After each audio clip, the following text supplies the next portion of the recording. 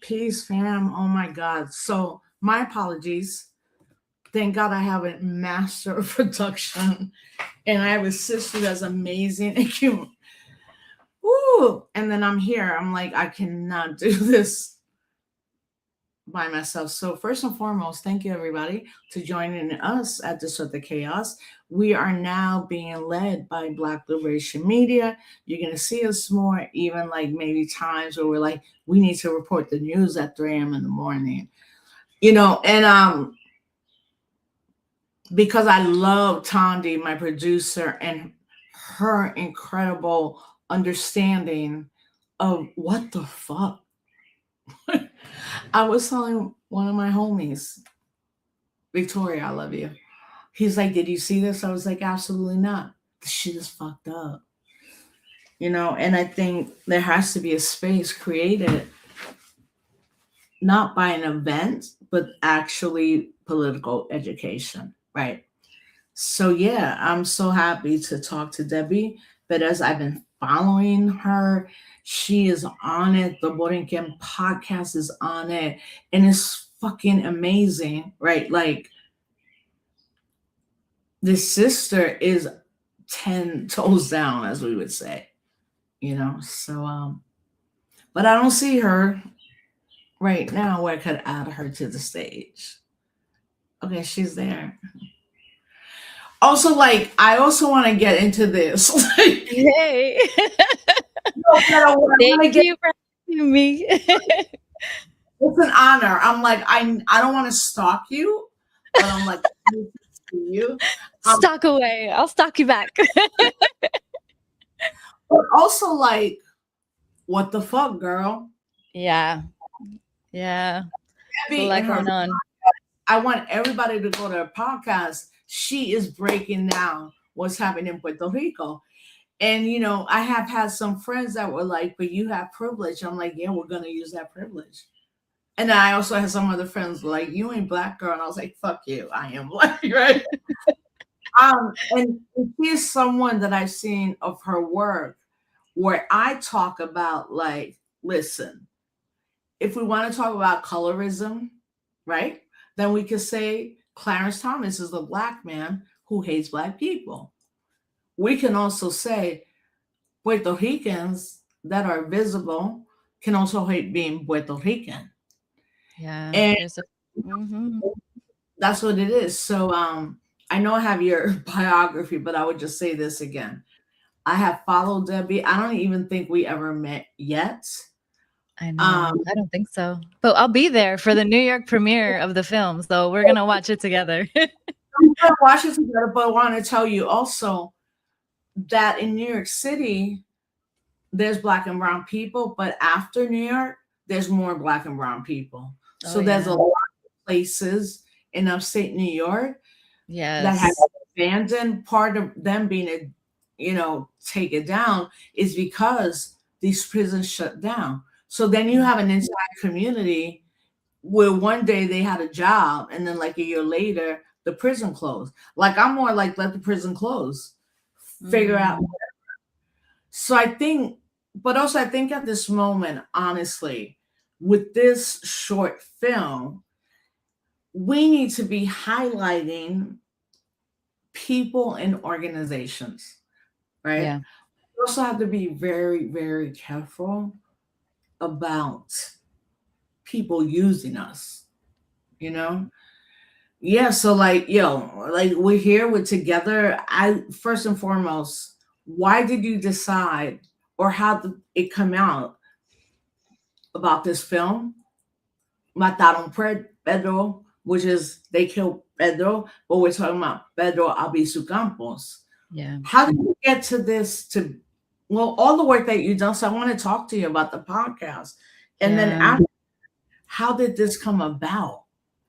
Yeah. So first of all, thank you for having me here. I'm so happy to be talking to you. So excited to talk to you because you've been part of this journey too. You're an executive producer of the film. You've done you've connected me with so many people as well. So I just want to acknowledge you as well as someone that, you're powerful in your own right. And thank you, for giving, I think a lot about women and how important it is, right, to not gatekeep and to support each other and to try to find ways to uplift each other. And so I just want to say thank you, because a lot of this journey was really, to me, I feel like the universe putting everything together. So when it comes to the film, right, I was like just thinking about the Jerome Foundation grant that was kind of like what kickstarted, like, okay, now we have funding. Now we can really begin exploring how to make the film, right? And so we had seen the grant, and me and the director Chris, and we had been like, we should submit to this. And I think it was like, I don't know, maybe we spent 2 weeks on it. Some people spend a lot of time writing a grant, but like I'm saying, it's like the universe was really a part of this too, in the sense that I felt that, again, the subject matter, it was just coming at a time during the pandemic that we were like, we really haven't seen anything like this, and we need to see films like this. And so as we started to explore it and we started to write the grant and started to think about this, it was really about where each of us was. So like for me specifically, after Huracan Maria, my stepdad, who was an Afro Boricua, passed away about I want to say it was like 2 months after the hurricane, because he had a heart condition.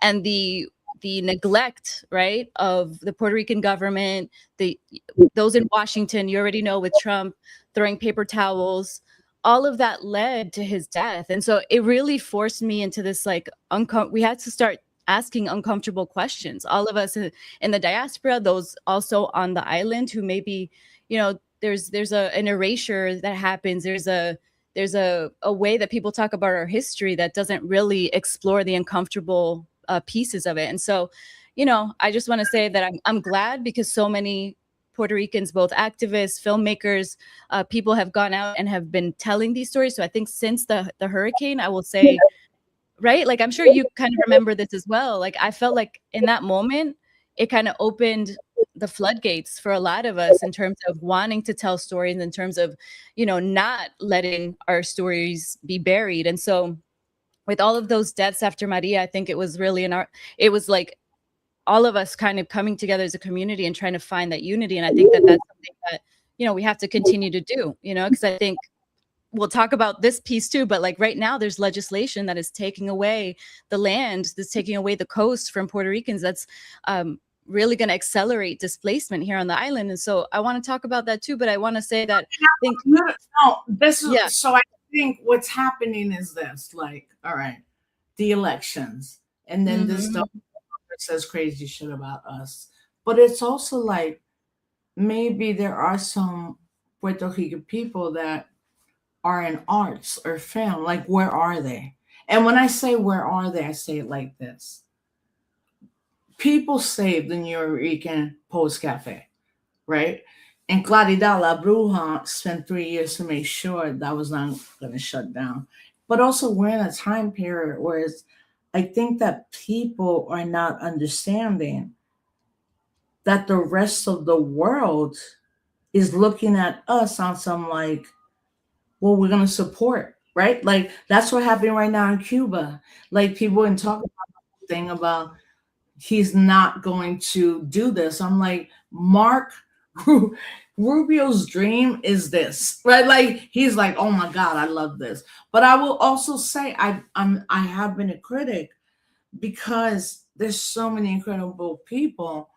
But at the end of the day, it comes down to visibility.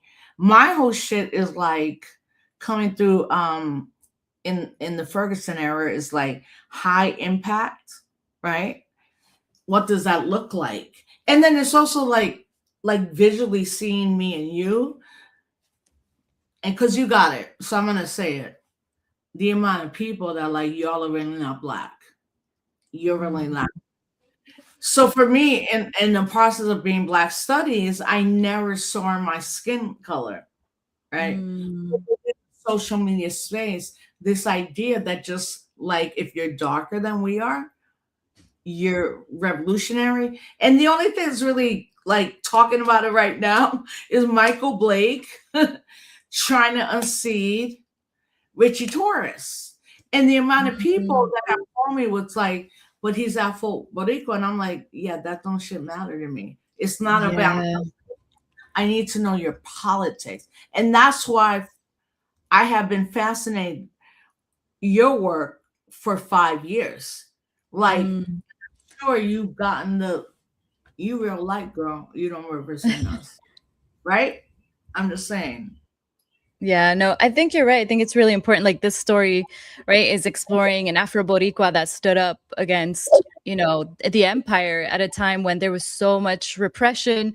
And so nowadays, it's interesting. Yeah, the Richie Torres conversation is so interesting to me because he's like the antithesis of like the Pedro, right? It's like how could you go so against like what we represent, right, as Puerto Ricans, as a colonized people, like siding with the colonizer. And then of course you saw what happened with Arcangel. That's why I'm wearing this shirt. I was like, I No, love how no, many people girl, bought this shirt. no, girl, I did not even know because I literally, for my mental health, I'm like, I'm Oh out. yeah, no.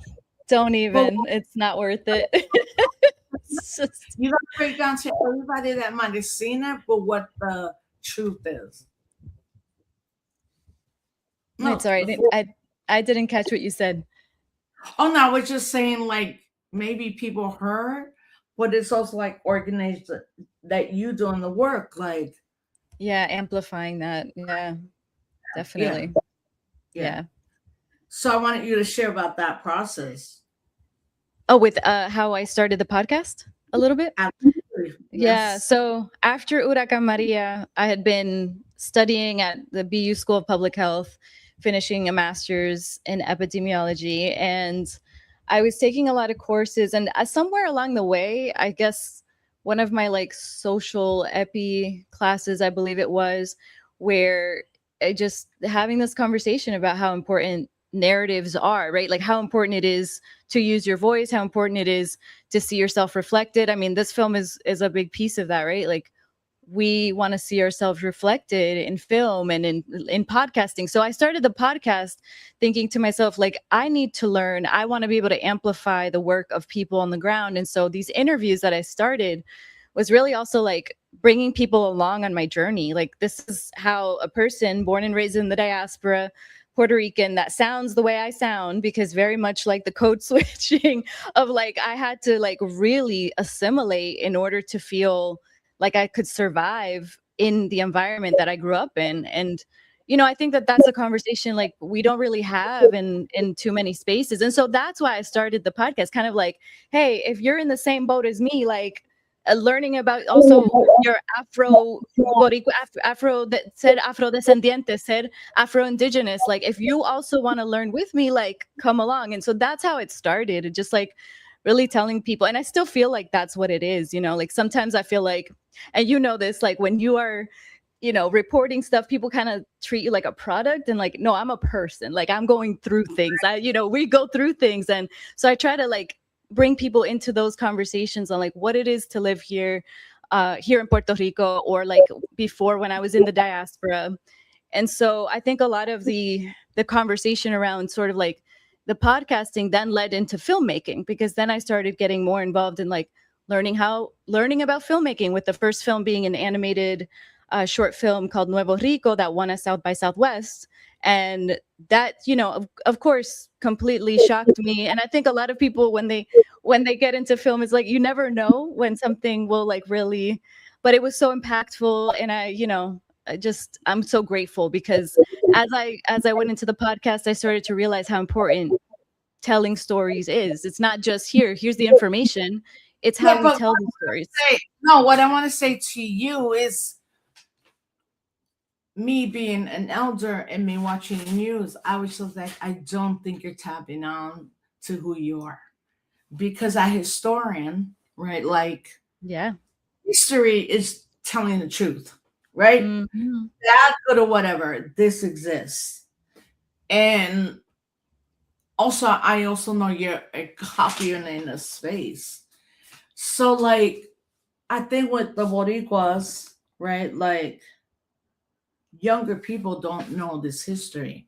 And I feel like we want them to know it. And then we're like, how do we get out of it? But also, like, it's not us. It's not us that want to do the work we're doing. It's us that get banned from the work that we are doing. So your Mhm.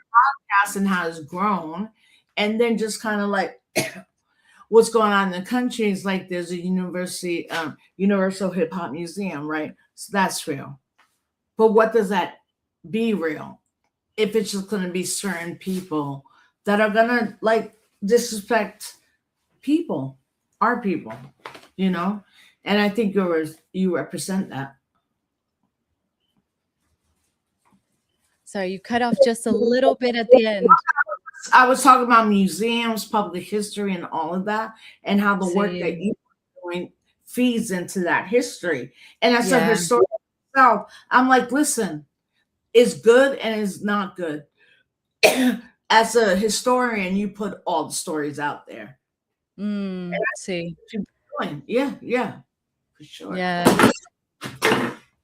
No, so important. Also, I'm seeing somebody in the comments mentioned about I was saying that like the laws that they're putting into place here are like part of it is a design to steal the land. And Yeah. there's a lot of expropriation happening. Like there's actually people who are saying like, oh, the government's taking my home and saying they're going to need it because they're going to build a project here. It's really important and making all these excuses. So whoever's in the comments saying that no, they're not trying to steal the land from Puerto Rican people, they need to learn a little bit about colonialism. Just letting you know, letting you know that that's what's happening here. And I think that that's to your point. Like people don't know the history, or they've been indoctrinated into a history that's very convenient, right, for the empire, for those that But also seek to heavy benefit. because you have that experience about like pan African and Puerto Rican nationalism. I think like younger people are trying to figure out where do I fit in? You Yeah, know? Yeah. definitely. Especially here, there's been also conversations around how, again, there's been a lot of organizers. We have to give credit to the people here who have been really pushing, especially in the census. How do you identify? A lot of it was white, and now, after decades of work, people are starting to embrace their blackness, embrace their Afro indigenous side as well. And so I think that that's happened over a lot of time, definitely for me as well. I think everyone has had their journey into that, but we need more conversations, and we need to support those people who are doing that. So it's definitely something important to highlight. Yeah. And I want to tell you this. Have you had an experience where people were like, "You're man light skin, you're not black"? Have you had an experience in cultural politics around like this is how I identify? Because I had that experience, and it really I'm hurt. sure. Yeah. I mean, and also like it kind of shows me what we didn't connect with, right? Like I'm not saying you should be Debbie or any people. What I'm saying is like maybe we found the action to this shit, and let's keep moving it forward. Yeah. Yeah, no, I think there's so many conversations that, that's so funny because I've done this short again. I like reels, but I also hate them in the sense that we only get a little piece when we talk about colorism, when we talk about racism and the mixing, but then people aren't willing to talk about anti-blackness, or they're like, oh, but it doesn't happen as bad here, or it doesn't happen as bad in our communities, but it does. There's anti-blackness. And so when I talk about it, I'm like, yes, soy afrodescendiente, I'm black, but then I'm also, I have privilege to a certain extent, the way I talk, my education, even though, Yeah, both my parents son de barrio in Puerto Rico, both of them were raised in like very poor barrios. They left the island when I was 2 years old because they couldn't find opportunities here because of course, who are the people who are displaced first from a colony? The people who can't, who can't make a living here. And there's a lot of also displacement in terms of education, a lot of students who had to leave because the education system here, although some of them left because their parents paid for it. But anyway, I'm going on a tangent here, but all that is to say, right, that I think that when it comes to Afro Latinidad, and when we're talking about you know, these nuances. We definitely need spaces for this, not just like a reel that I'm like, yes, this happens, because I feel like it did engage a lot of people and I'm glad, but I wish we could do more, right? Like I wish that there was an opportunity to do more of those. So I'm glad you're bringing this up, because I think it's definitely time to, especially I'm in saying, light like, of the film. Yeah. like the way I know about you, I'm always connected on just some colorism, right? So we're like, we get it, we're my light skin. But I think there's a moment right now, like not in Hollywood, but a moment for our people to know their true history. But also Yeah. like, what are we gonna survive? Like, Yeah. right? Like our conversation last year is looking a lot different with all, Mm-hmm. right? And I'm like, listen, See. so many incredible organizations. But I mean, I think at the end of the day, as dope we are at, I really believe in this thing: decolonize people, decolonize minds, right? So, and I get it, but I also am like kind of tight. I'm like, we already been known this. What does that Mm-hmm. look like?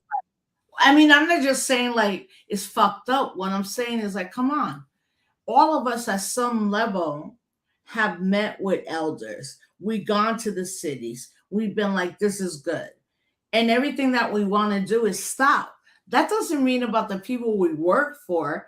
It means about like, this shit is fucked up. And we got to figure something really different. So with Yeah. the film, and I really like, I want everybody to understand the work that you did about of Abiso Campos, just on some like nobody even knows the story. And as a historian for me, Yes. I'm like, let's go. Like, what do we need to look? So I'm just gonna it's funny right now in Los Angeles, everybody, the short Mataron Pedro, they killed Pedro just premiered. I kind of feel like me and Debbie were like, oh my God, we should have been there. And it's happening. So within that construct, what do you think people need to know more? But Boricuas need to be like, hey, this is like what we need to be doing.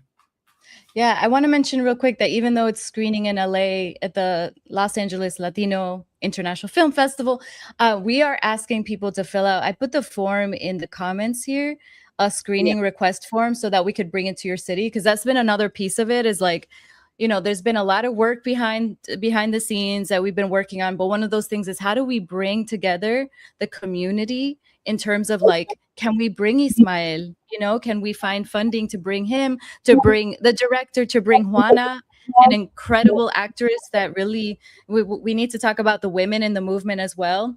Laura Menices. So all of these aspects of it, we really want to make these screenings, these community screenings, be a place for conversation, a place to dialogue with the people who made the film. So yeah, if anybody's watching and they want to find a way to bring the film to their city, if you could fill that out, because then that helps us bring all of the information together.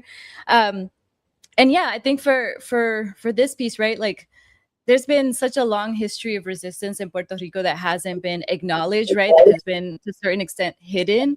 And there's a lot of families here in Puerto Rico that are part of the nationalist movement, that were part of, you know, a lot of this. And so they know, but it always surprises me when I hear of a young person here in Puerto Rico that hasn't heard the history of Pedro Albizu Campos.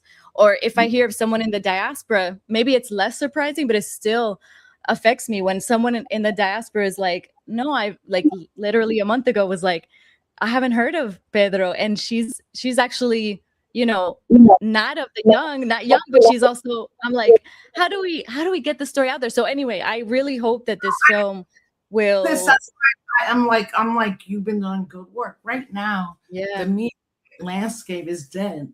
Legacy media is done.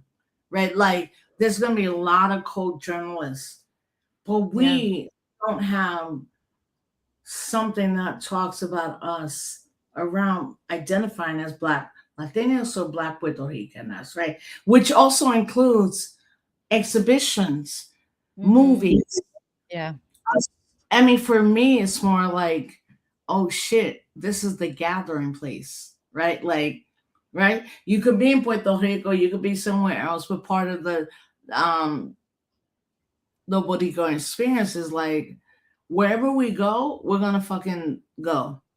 And that's what I think is hard. But also women are the ones running these organizations. Like, you know what I'm saying? It's like, first of all, the women run everything.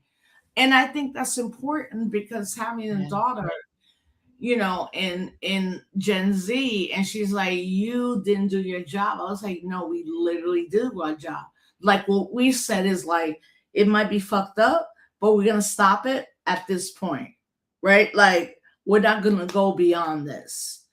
So I also, as we wrap up, I want to tell the audience around Essencia and what's Yeah. happening in Puerto Rico, and it's a lot, and that's why I wanted like Debbie break it all down.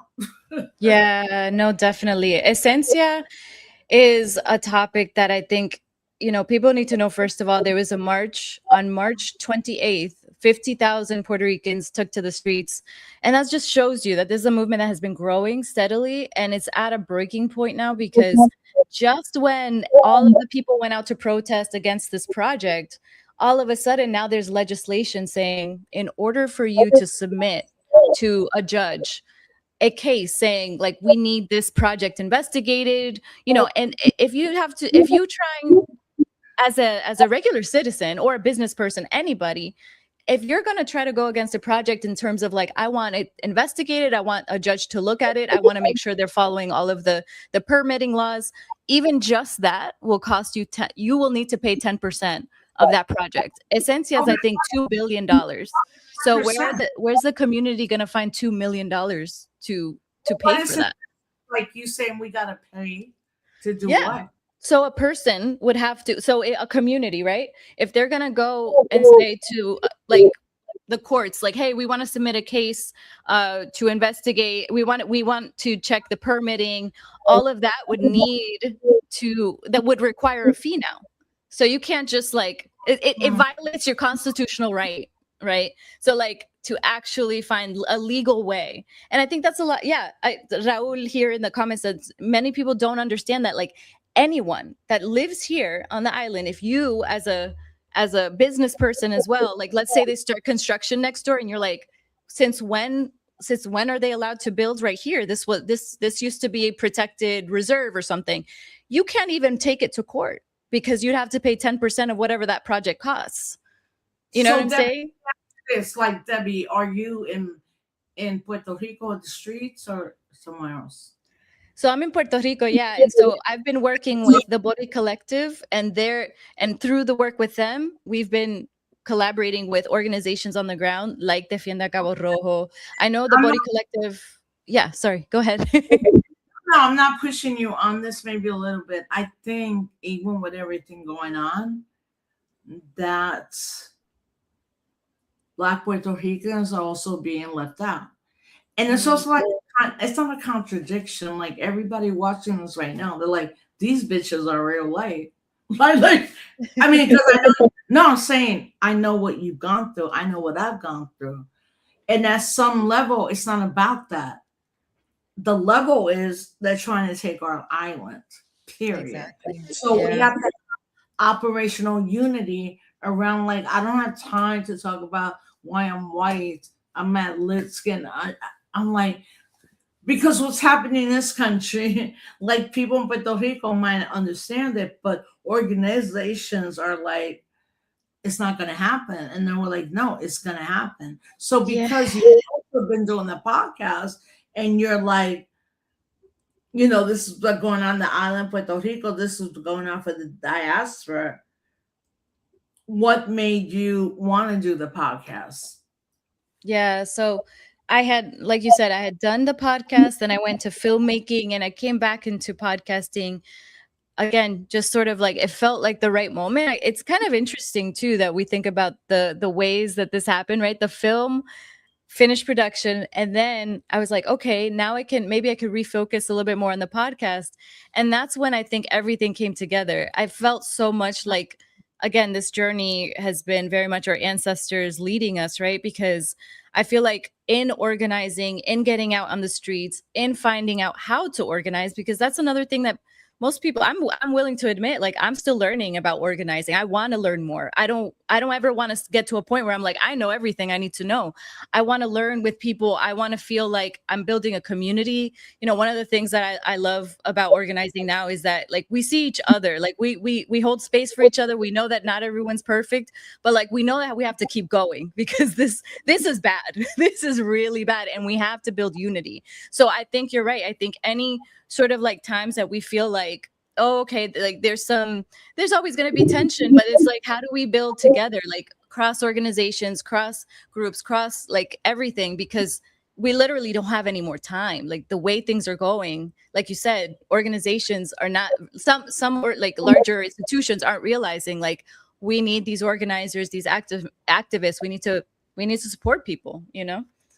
No, and I'm glad you said that because right now there is a line, right? There's a line of like, fuck y'all, I'm not dealing with it. And then fuck them that have the power of the state. And that's what I'm trying to get people to understand. Not in a bad way, we keep doing the work, but we're dealing with the United States of America, right? Like, they will fucking shut shit down. Yeah. It's crazy. Like, there's something on Netflix called Day Zero. It's I haven't, six. I haven't seen that. What is it No, yeah. about? It's basically about like a former ex-president, and then he gets a call like this shit is going on, and the rest of the movie is just like we need to know all the pockets of those that don't side with us. And I was like, oh shit, because I love all these kind of movies. Yeah, they're good. I think like what you and then your crew have done is bring a character, a real person, including his wife. Because every time I do or I write, I always be like, yo, where's the wife? You know where the wife is? She's fucking everybody come in. I'm gonna feed you.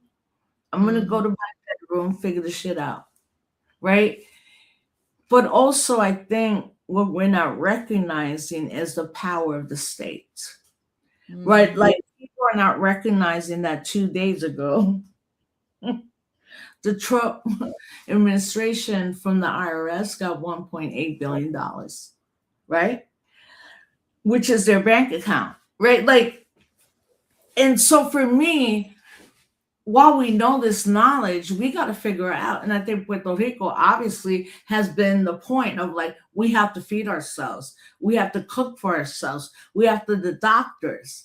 And I think what is happening within the African American construct and the Puerto Rican construct, and us always being together, is like, yo, what are we supposed to do? Well, what we're supposed to do is listen to our people, listen to people in general. And because you're younger and you've been doing this work, what is one thing or two things that you want to see should be happening? Oh, that's an easy one for me. That's an easy one for me because I think a lot of people have been saying, journalists. So like, I love this question though, because a lot of people are like, what can we do? And like, why can't we have these artists speak and talk about it? And it's like, no, the way that we get ahead of all of this that they're planning, right? These surveillance centers, they're not data centers, they're surveillance centers. We have to actually get together in person. We have to organize. We have to make the time. A lot of people say, but I just don't have the time. I'm working 2 jobs. I'm doing this. I think we can all find the time. I think we can. I believe we can, because I think that there's going to come a point where like we won't have time at all, because like that's what scares me too, that we look back and we wish we had done more. We wish I wish I'd gone to that meeting once a week, just once a week, spent that time, looked at ways that you could use your skills. Like there's, yes, the podcast is great. but I have a lot of respect for the people who are on the ground, the people who are taking and organizing those meetings, just getting people together, saying, oh, this is a good strategy. Why don't we do this campaign for this? Why don't we do this petition? Because even a petition, that gets people's attention. People get Yeah. really mad. Like, what does a signature do? And I say, that gets just attention. They might not be, that's not the end goal, right? That you just throw a petition out there. But I'm saying, like, what are ways that you can like spend some time every week, carve it out? That's all I ask, that people, liberation and decolonization aren't just like abstract terms. They're about the work. A lot of what Pedro Albizu Campos, Laura Meneses did is like, they did the work. They got with the people. They got with the workers, right? And like him being part of the sugarcane, that strike that they did, like that moment, that's where the film starts. But I just want to say that's just a piece of it. He did so much. Laura did so much. She traveled all over the world. And so, a lot of people don't have the ability, or maybe the belief that they can do that work. But I definitely would say, like, sometimes you surprise yourself, right? So I just ask people to like, don't hesitate, just dive into the work. Yeah, and I'm gonna up it. Like I still think you're underestimated, like what you have been doing, right? Like, Sometimes I and think that too. I will just say that I feel honored in a sense, because I'm glad that I could cover some of what I've covered. Like, sometimes I look back and I'm like, I get emotional, because I'm like, I'm glad, because this person told me that because of what I said on my podcast, they went and they helped, or they went and they connected with someone else. So like, and that's my whole point. With younger, like when we fight, we win. Period. that's it. Right? And what does that look like? But also, like right now, there's so many millions of people suffering, gas, food, and all that, right? Yeah. But it's also crazy to think about that. Even as they're angry, they still support the president, right? So it's like we need to have that around. I don't care about electoral politics. I'm more like, again, how do we feed ourselves? What does that look like? What does Yeah. it mean, like, teach our children and not going into fucking public schools? And I think that's a big thing in your generation. I'm Mm, someone like, we were promised this and it did not work out. yeah. So No, what do you agreed. think? Yeah. I feel like I've been seeing a lot of this that's been happening, I think, naturally here as well, as I've seen some of those examples out there. But because I'm here, I see these things pop up within the organizations and groups here, but just like finding ways to build like that collective support system, right? Like, because you're right. Like, I think as things are falling apart out there, and we're seeing how, again, they're poisoning our land, they're poisoning the water, they're poisoning the food. So what are ways that as a collective, right, we're building the community to sustain ourselves, or to find ways, right, to start doing that? Because I think sometimes people get intimidated, but there are already people building fincas, building these collaborative projects that allow people to learn about how to build, how to make their own food, or how to survive with outside of the system. I guess that's what I mean to say. And if yeah, if Right. anybody, if you want to add to that, yeah. No, that's the whole point. Because when you look back at the 60s, the 70s, right? So many Mm, documentaries, so many movies. And at the end, all of them were like, we thought we were going to die. So we're going to fuck in.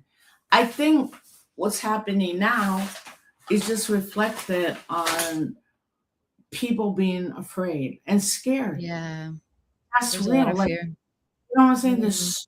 There's so much of all of that. But before I let you go, I want to make sure that everybody who's listening, and I'm going to every New York City, even Philly, I'm going to like take the train. And Yeah.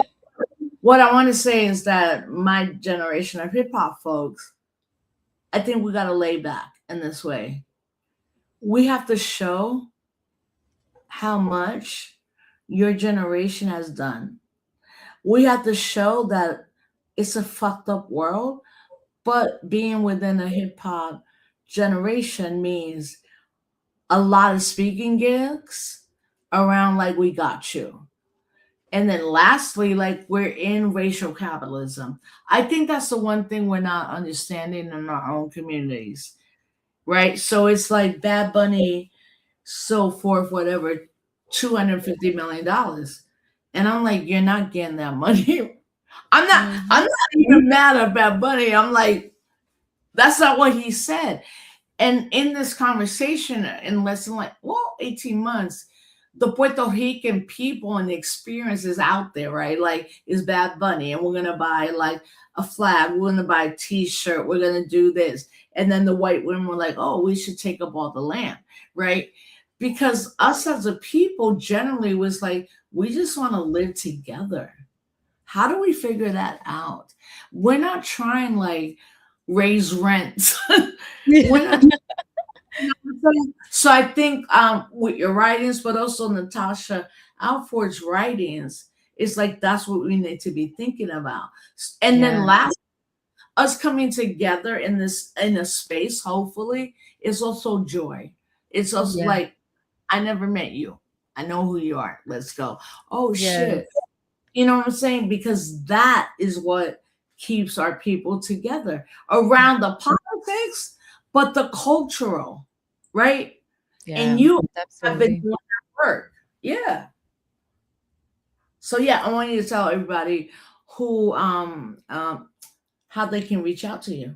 Oh yeah. So they can follow me on Substack, Boriken Pod there, YouTube, Boriken Podcast, and then Instagram is where I'm most active.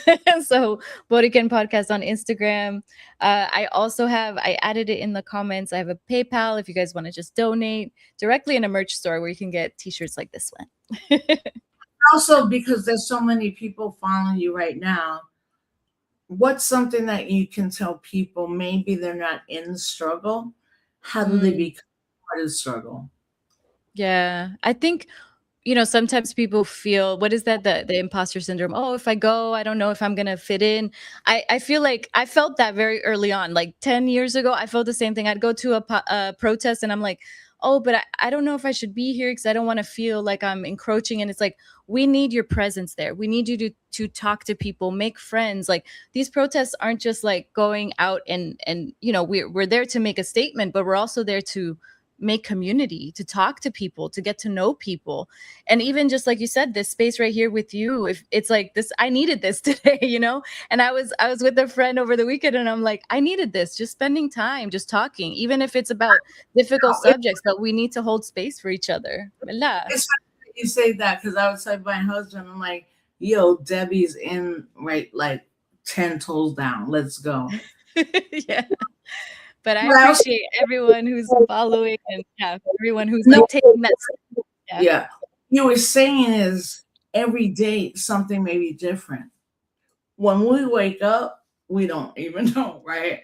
And I think that's the most important part of it around narratives. And like, at the end of the day, we got to have each other's backs. It doesn't mean like we're not going to be at the dinner or the restaurant every day. It means like that's what is about, community. And I don't know. I don't know. But I really like following you and seeing the work that you're doing really reminded me about, it's about the work. It's not about a visibility. It's about the work. It's not a hashtag. It's about the work. We're going to Sundays with our titi and our cousins, and we're like, yo, you really fuck. Don't say that shit. But that's what, that's right? Like, yeah. That's what happens, because as an organizer, one thing we always say is like, you got to outroot it in your body, i.e. colonize minds, minds, right? And how that looks like, especially given right now where people are just like, I can't even deal with that. Like, I'm going to, it's 4 a.m. and toda esa cosa. So, I mean, obviously everybody, I'm going to be seeing my sister Debbie. For me, coming through how I was raised is to give the younger people the space, i.e. me as Rosa. I'm going to be at all events, and I'm going to trust that everybody's doing that.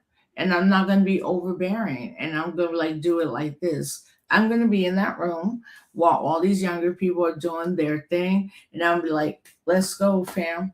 Because thank you, Rosa. I mean, that's the whole point of all of this, right? Like, we are supposed to like dig down in knowledge, and we Yeah. gotta have an expectation that we respect the work that you all are doing. We're not overtaking it. If we do, I'm just like, get the fuck out the way, you know. Yeah. No, it's important. It's important to talk about. Thank you, Rosa. I'm so glad. I'm so glad you invited me to talk. No, I'm good with your time. So yeah, everybody, Debbie Perez, follow her. Borinquen podcast, follow her. We're gonna do more interviews and just show her the love about understanding that at the end of the day, we're fighting for our people. And whatever that looks like, we're gonna do that. And we need younger people like you and other people like, I don't want to deal with this shit. I'm gonna deal with this and keep it moving. So thank you for your time. Oh, thank you, Rosa. And thank you, everybody. Thank you, everybody.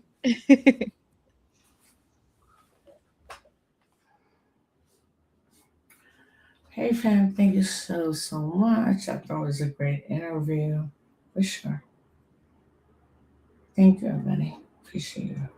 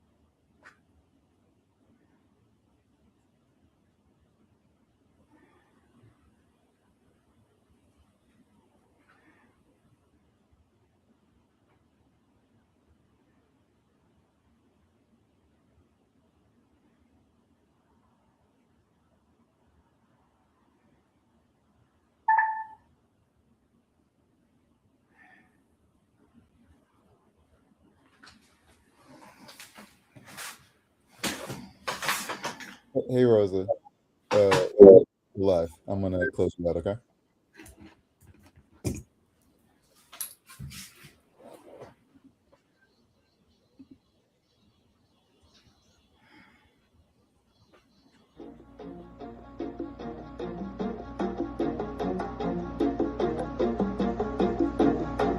Black Liberation Media is a collective of Black and African organizers, journalists, academics, and media personalities serving Black and African masses seeking to further grow in their understanding of themselves, their histories, and the African world through entertainment and news. Please continue to like, subscribe, and donate to the channel so we can further serve you and liberate our people. You can also go to blkliberationmedia.org, get some merchandise, and also become a Patreon member and a member of the YouTube. Please do what you can, share, and show your love as we will show ours for you. Black Liberation Media.